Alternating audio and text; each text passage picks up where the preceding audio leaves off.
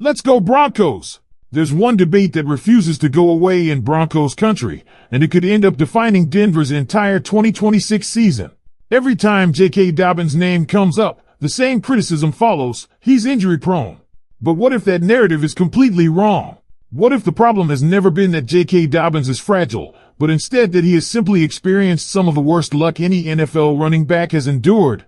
A new discussion lays out a detailed case that challenges everything many fans believe about Denver's starting running back, and if that argument proves correct, the Broncos may have one of the biggest offensive advantages in the AFC this season. What makes this conversation even more interesting is that it doesn't rely on opinions alone. It points to the nature of Dobbins' injuries, compares them to other NFL players, and argues there is a major difference between being injury-prone and simply suffering unrelated contact injuries. At the same time, another important Broncos topic is gaining momentum, as Jaquan McMillan is quickly becoming one of the franchise's highest extension priorities after another outstanding season. Together, these two stories could have a massive impact on Denver's future. But before we continue, make sure you've already hit the like button if you believe this Broncos team has what it takes to make a deep playoff run. And if you're optimistic about Denver's future, comment this right now. Go Broncos! 2026 is our year! Now let's get straight into the biggest story. According to the discussion, labeling J.K. Dobbins as injury-prone is simply inaccurate. That's a bold statement, but it's one supported by a very specific argument. The discussion separates two completely different ideas: being injury-prone and being unlucky. At first, those two descriptions may sound similar. After all, both involve missed games. Both involve injuries. Both affect availability. But according to the analysis, the cause behind those injuries matters just as much as the injuries themselves. The discussion argues that truly injury-prone players often suffer recurring injuries connected to the same area of the body or experience repeated soft tissue problems that continue to return year after year. Examples were used to illustrate how certain players developed recurring injury patterns that became difficult to escape. The argument presented for J.K. Dobbins is completely different. Instead of recurring injuries to one specific area, his injuries are described as unrelated contact injuries occurring under completely different circumstances over multiple seasons. That's an important distinction, because if those injuries truly are unrelated, then the belief that Dobbins is automatically destined to get hurt again becomes much more difficult to support. The discussion even reviewed several of his major injuries individually. One involved defenders rolling onto his planted leg. Another came after an illegal hip drop tackle. Others occurred during heavy contact situations where multiple defenders collapsed onto him. The conclusion presented is straightforward. Those aren't viewed as signs of a physically fragile player. They're viewed as football plays that could have injured almost anyone. And honestly, that's what makes this conversation so fascinating. Because perception matters in the NFL. Once a player receives an injury label, it's incredibly difficult to change public opinion. Yet the discussion argues that Dobbins has earned that reputation for reasons that don't necessarily match the evidence being presented. The conversation also highlighted just how productive Dobbins has been whenever he's actually been on the field. His efficiency as a runner. His ability to consistently produce explosive plays. His impact on Denver's rushing attack. Those weren't questioned. The only concern has always been availability. And that's exactly why this upcoming season feels so important. Because if Dobbins finally puts together a healthy campaign, the entire narrative surrounding his career could change. The discussion even suggested that Sean Payton's actions speak louder than words. If the Broncos truly believed Dobbins was simply too risky to trust, they could have pursued other options during the offseason. Instead, they chose to bring him back. According to the discussion, that decision reflects the organization's confidence that his injury history should not automatically define his future. But while Dobbins' future remains one of the biggest stories surrounding the offense, another Broncos player is quietly building an incredibly strong case for a long-term extension. Jaquan McMillan. And according to another discussion, he may now be the Broncos' highest extension priority among players approaching future free agency. The reasoning becomes obvious once you examine his production.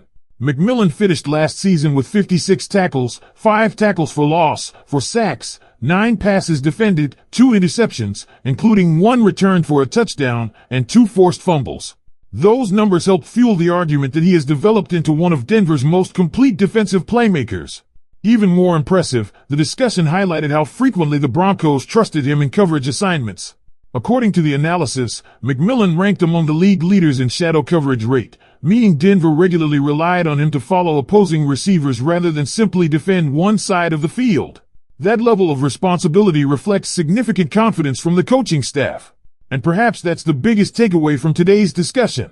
The Broncos aren't simply hoping key players succeed. They've built this roster around players they believe can handle enormous responsibility. J.K. Dobbins is expected to anchor the running game if he stays healthy. Jaquan McMillan is emerging as one of the defense's most valuable pieces. If both players deliver on those expectations, Denver may be much stronger than many people currently realize. And Broncos country, that's where I want to leave you for part one. One of the most compelling parts of this entire discussion is that it challenges the way many fans evaluate players who have dealt with injuries throughout their careers. It's easy to look at the number of games a player has missed and immediately assume that players simply can't stay healthy. But according to the discussion, that's not always the correct conclusion. The argument presented is that context matters. How the injury happened matters. Whether the injuries are connected matters. And whether they point toward an ongoing physical problem or simply unfortunate circumstances matters just as much. In J.K. Dobbins' case, the discussion repeatedly emphasized that his injuries have occurred under completely different situations. Different body parts, different mechanisms, different seasons, no consistent pattern tying them all together. That's why the conversation insists there is a major difference between saying someone has suffered multiple injuries and saying someone is injury-prone. Those are not necessarily the same thing. And perhaps that's exactly how the Broncos evaluated the situation. Because actions often reveal far more than public comments. If Sean Payton and the front office truly believed Dobbins represented an unacceptable medical risk, they had alternatives available during the offseason. The discussion specifically pointed out that Denver had financial flexibility and could have explored other options if the coaching staff had completely lost confidence in Dobbins. Instead, they chose to bring him back, suggesting they believe his future should not be judged solely by his past injuries. Now, of course, none of that guarantees he'll play all 17 games. Football is unpredictable. Every player carries injury risk, running backs especially. But according to the discussion, predicting another injury simply because of unrelated incidents from previous years may not be a fair evaluation. And if that assessment proves correct, the Broncos could end up with one of the most efficient running backs in football leading their offense. Because one thing almost nobody disputes is what Dobbins produces when he's available. The discussion highlighted his rushing efficiency, explosive production, and overall impact on Denver's offense whenever he's been on the field. That's why this season feels so important. Not just for the Broncos, but for Dobbins personally. A healthy season wouldn't simply help Denver compete. It could completely change the way people talk about his entire career moving forward. Now let's shift back to the defensive side of the football. Because while the offense continues generating excitement, Jaquan McMillan may quietly be building one of the strongest contract cases on the entire roster. According to the discussion, Bleacher Report identified McMillan as one of Denver's biggest contract value players heading into the season, and it's easy to understand why after looking at his production. His statistical impact wasn't limited to one category. He tackled. He rushed the passer. He defended passes. He forced turnovers. He made plays behind the line of scrimmage. Few defensive backs contribute across as many different areas as McMillan did last season. But perhaps the most impressive detail wasn't even found in the box score. It was the level of trust the coaching staff placed in him. The discussion explained that McMillan ranked among the league leaders in shadow coverage rate, meaning